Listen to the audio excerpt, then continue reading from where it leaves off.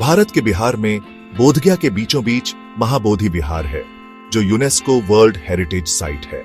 यह सिद्धार्थ गौतम, जो बुद्ध बने, के एनलाइटनमेंट का प्रमाण है। महाबोधि मंदिर और बोधगया मंदिर जैसे कई नामों से जाना जाने वाला यह पवित्र स्थान दुनिया भर से तीर्थयात्रियों का स्वागत करता है। वे बुद्ध को श्रद्धांजलि देने और समृद्ध इतिहास और आध्यात्मिकता में खुद को डुबोने आते हैं, जो हवा में व्याप्त है। महाबोधि विहार शांति और ज्ञान की किरण के रूप में खड़ा है। इसने सदियों से साधकों और विद्वानों को आकर्षित किया है। इसका पवित्र मैदान बुद्ध की ज्ञान प्राप्ति की यात्रा की कहानियां कहता है। वास्तुकला प्राचीन भारतीय शैलियों के सामंजस्यपूर्ण मिश्रण को दर्शाती है, जो अपनी जटिल नक्काशी और विशाल उपस्थिति से इंद्रियों को मोहित करती है। मंदिर परिसर के भीतर हवा धूप की खुशबू और झप की आवाज से भरी हुई है। यह एक अलौकिक वातावरण बनाता है, जो आगंतुकों को गहन आध्यात्मिक महत्व के दायरे में पहुंचाता है। महाबोधि विहार एक वास्तुशिल्प चमत्कार है, जो कलात्मक प्रतिभा और आध्यात्मिक महत्व दोनों को समाहित करता है। इसका विशाल शिखर, जो आकाश की ओर पहुंचता है, बौद्ध वास्तुकला की भव्यता का प्रमाण है। मंदिर का डिजाइन विभिन्न भारतीय स्थापत्य शैलियों के मिश्रण को दर्शाता है। यह सदियों से बौद्ध कला और वास्तुकला के विकास को प्रदर्शित करता है। बुद्ध के जीवन और शिक्षाओं के दृश्यों को दर्शाती जटिल नक्काशी दीवारों को सुशोभित करती है, जो मंदिर के दृश्य आकर्षण को बढ़ाती है। मंदिर के केंद्र में गर्भगृह है, जहां गौतम बुद्ध की एक राजसी मूर्ति विराजमान है। यह शांत और विस्मयकारी मूर्ति बुद्ध को पद्मासन कमल की स्थिति में दर्शाती है। वह विस्तृत वस्त्रों और आभूषणों से सुशोभित है, जो गहन शांति और ज्ञान की आभा बिखेरता है। मूर्ति की उपस्थिति ध्यान और चिंतन के केंद्र बिंदु के रूप में कार्य करती है। तीर्थयात्रियों और आगंतुकों को आध्यात्मिक चिंतन की स्थिति में खींचती है। गर्भगृह के भीतर प्रकाश और छाया का खेल पवित्र वातावरण को बढ़ाता है, एक अलौकिक वातावरण बनाता है, जो मनोरम और परिवर्तनकारी दोनों है। महाबोधि विहार का ऐतिहासिक महत्व 3री शताब्दी ईसा पूर्व का है। बौद्ध इतिहास में एक महत्वपूर्ण व्यक्ति सम्राट अशोक के साथ बुद्ध की शिक्षाओं से प्रेरित होकर अशोक ने युद्ध की भयावहता को देखकर बौद्ध धर्म अपना लिया। उन्होंने अपना जीवन शांति और अहिंसा के सिद्धांतों के प्रचार प्रसार के लिए समर्पित कर दिया। बोधगया के बुद्ध के ज्ञान प्राप्ति स्थल के रूप में गहन महत्व को पहचानते हुए सम्राट अशोक ने एक भव्य मंदिर स्थापित करने के मिशन पर शुरुआत की। अशोक का दृष्टिकोण तीर्थयात्रा और पूजा का स्थान बनाना था। यह बुद्ध का सम्मान करेगा और आध्यात्मिक साधकों के लिए अनुकूल वातावरण प्रदान करेगा। उनके संरक्षण में महाबोधि विहार ने आकार लेना शुरू कर दिया। बौद्ध धर्म के प्रति अशोक की गहरी भक्ति उनके साम्राज्य में उनके द्वारा स्थापित कई स्तंभों और शिलालेखों में स्पष्ट है, जिनमें से कई समय की कसौटी पर खरे उतरे हैं और शांति, करुणा और सहिष्णुता के अपने संदेशों से पीढ़ियों को प्रेरित करते रहे हैं। महाबोधि विहार अशोक की स्थायी विरासत के प्रमाण के रूप में खड़ा है, बुद्ध की शिक्षाओं के प्रसार के प्रति उनकी अटूट प्रतिबद्धता का प्रतीक है। महाबोधि विहार परिसर प्राचीन अवशेषों का खजाना है, जिनमें से प्रत्येक बीते युगों की कहानियां कहता है। इनमें मुख्य मंदिर के चारों ओर पत्थर की रेलिंग सबसे पुरानी जीवित संरचनाओं के रूप में खड़ी है। सम्राट अशोक के शासनकाल के समय की ये रेलिंग जटिल नक्काशी से सुशोभित है। वे उस युग की कलात्मकता और शिल्प कौशल की झलक प्रदान करते हैं। रेलिंग सुरक्षात्मक सीमाओं के रूप में कार्य करती थी, जो पवित्र स्थान का सीमांकन करती थी। आज वे सम्राट अशोक के संरक्षण की स्थायी विरासत के प्रमाण के रूप में खड़े हैं। ऐतिहासिक महत्व से परे महाबोधि विहार शांति का अभयारण्य है। पत्तों की हल्की सरसराहट और भिक्षुओं के मधुर मंत्रों से विरामित शांत वातावरण ध्यान और चिंतन के लिए एक आदर्श स्थान बनाता है। तीर्थयात्री और आगंतुक समान रूप से पवित्र भूमि के बीच शांति और शांति पाते हैं। हवा आध्यात्मिक ऊर्जा से भरी हुई है। यह आत्मनिरीक्षण और स्वयं के साथ गहरे संबंध को आमंत्रित करता है। बोधि वृक्ष, जिसके नीचे बुद्ध ने ज्ञान प्राप्त किया, लंबा और गर्व से खड़ा है। यह आशा के एक शक्तिशाली प्रतीक के रूप में कार्य करता है। हमें ध्यान की परिवर्तनकारी शक्ति और हम में से प्रत्येक के भीतर निहित ज्ञान की क्षमता की याद दिलाता है। भाग 5 बुद्ध के नक्शे कदम पर चलना। ज्ञान प्राप्ति के 7 सप्ताह। अपने ज्ञान प्राप्ति के बाद बुद्ध ने महाबोधि मंदिर में और उसके आसपास 7 सप्ताह बिताए। प्रत्येक सप्ताह गहन अनुभवों और शिक्षाओं द्वारा चिह्नित किया गया था, जिन्हें अब परिसर के भीतर विशिष्ट स्थानों द्वारा स्मरण किया जाता है। पहले सप्ताह ऐसा कहा जाता है कि बुद्ध बोधि वृक्ष के नीचे बैठे रहे। वह ज्ञान के आनंद में लीन थे। 1 हफ्ते बाद वह पेड़ के उत्तर में चले गए। उनकी निगाह कृतज्ञता में उस पर टिकी हुई थी। यह स्थान, जिसे अब अनिमेष लोचन चैत्य द्वारा चिह्नित किया गया है, अटूट ध्यान और प्रशंसा का प्रतीक है। तीसरे सप्ताह बुद्ध बोधि वृक्ष और अनिमेष लोचन चैत्य के बीच चक्कर लगाते हुए दिखाई दिए। यह मार्ग, जिसे रत्न चक्रमा या ज्वेल वॉक के रूप में जाना जाता है, माना जाता है कि उनके द्वारा उठाए गए प्रत्येक कदम के साथ चमत्कारिक रूप से कमल के फूल उगाए थे। आज मार्ग एक उठे हुए चबूतरे से सुशोभित है। यह भक्तों को बुद्ध के नक्शे कदम पर चलने और उनकी शिक्षाओं पर विचार करने की अनुमति देता है। प्रत्येक सप्ताह बुद्ध के लिए एक नया अनुभव लेकर आया।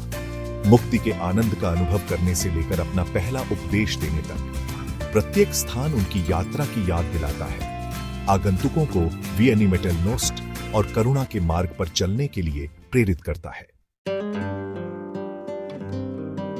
भाग 6 पवित्र वृक्ष, मूर्तियां और ज्ञान प्राप्ति के अवशेष। महाबोधि मंदिर परिसर कई पवित्र वृक्षों, मूर्तियों और अवशेषों का घर है, जिनमें से प्रत्येक का गहरा धार्मिक और ऐतिहासिक महत्व है। इनमें सबसे पूजनीय बोधि वृक्ष है। यह उस मूल वृक्ष का प्रत्यक्ष वंशज माना जाता है, जिसके नीचे बुद्ध ने ज्ञान प्राप्त किया था। तीर्थयात्री श्रद्धा के साथ पेड़ की परिक्रमा करते हैं। वे प्रार्थना करते हैं और आशीर्वाद मांगते हैं। बुद्ध की उपस्थिति से एक मूर्त संबंध महसूस करते हैं। पूरे परिसर में बुद्ध की कई मूर्तियां बिखरी हुई हैं। प्रत्येक उन्हें विभिन्न मुद्राओं या हाथ के इशारों में दर्शाती है, जो उनकी शिक्षाओं के विभिन्न पहलुओं का प्रतिनिधित्व करती है। इन मूर्तियों की शांत मुस्कान और करुणामयी निगाहें शांति और शांति की आभा बिखेरती है। ये मूर्तियां बुद्ध की शिक्षाओं के दृश्य अनुस्मारक के रूप में कार्य करती हैं। वे आगंतुकों को अपने जीवन में आंतरिक शांति और करुणा विकसित करने के लिए प्रेरित करते हैं। अवशेषों में सबसे उल्लेखनीय वज्रासन या हीरा सिंहासन है। माना जाता है कि यह वही स्थान है जहां बुद्ध अपने ज्ञान प्राप्ति के दौरान बैठे थे। बलुआ पत्थर के स्लैब द्वारा चिह्नित यह पवित्र स्थान कई बौद्धों द्वारा पृथ्वी की नाभि माना जाता है। भाग 7 महाबोधि विहार के पवित्र परिवेश की खोज। महाबोधि विहार की आध्यात्मिक आभा इसकी दीवारों से परे फैली हुई है, जिसमें दुनिया भर से विभिन्न बौद्ध परंपराओं का प्रतिनिधित्व करने वाले मठों और विहारों का एक समूह शामिल है। प्रत्येक मठ अपने संबंधित देश के अद्वितीय स्थापत्य और सांस्कृतिक प्रभावों को दर्शाता है। ये मठ केवल पूजा स्थल नहीं है, वे सीखने और सांस्कृतिक आदान प्रदान के जीवंत केंद्र हैं। वे बौद्ध शिक्षाओं के संरक्षण और प्रचार प्रसार के लिए समर्पित हैं। आगंतुक इन मठों का पता लगा सकते हैं। प्रत्येक बौद्ध धर्म की वैश्विक पहुंच और स्थायी विरासत का प्रमाण है। इन मठों का शांत वातावरण ध्यान और चिंतन के लिए एक आदर्श स्थान प्रदान करता है, जो बौद्ध अभ्यास के विविध भावों की झलक पेश करता है। जटिल तिब्बती मंडल से लेकर न्यूनतम जैन उद्यानों तक प्रत्येक मठ ज्ञान प्राप्ति के मार्ग पर एक अनूठा दृष्टिकोण प्रदान करता है। इन मठों की उपस्थिति बौद्ध परंपराओं का एक जीवंत ताना बाना बनाती है। यह बोधगया को बौद्ध दुनिया के एक सूक्ष्म जगत में बदल देता है। भाग 8 80 फुट के बुद्ध की राजसी आभा। महाबोधि मंदिर से थोड़ी दूरी पर परिदृश्य पर स्थित बुद्ध की एक 80 फुट ऊंची विस्मयकारी मूर्ति खड़ी है। ध्यान मुद्रा में गढ़ी गई यह विशाल मूर्ति देखने लायक है। यह बौद्ध धर्म की स्थायी विरासत और बुद्ध की शिक्षाओं के गहन प्रभाव का प्रमाण है। मूर्ति का विशाल आकार विस्मय और आश्चर्य की भावना पैदा करता है, जो हमें बुद्ध द्वारा सन्निहित असीम करुणा और ज्ञान की याद दिलाता है। मूर्ति के चेहरे पर शांत मुस्कान शांति और शांति की आभा बिखेरती है, आगंतुकों को रुकने, प्रतिबिंबित करने और अपने आंतरिक स्व से जुड़ने के लिए आमंत्रित करती है। मूर्ति एक लोकप्रिय तीर्थ स्थल बन गई है, जो दूर दूर से भक्तों को आकर्षित करती है। जो अपना सम्मान व्यक्त करने और आशीर्वाद लेने आते हैं।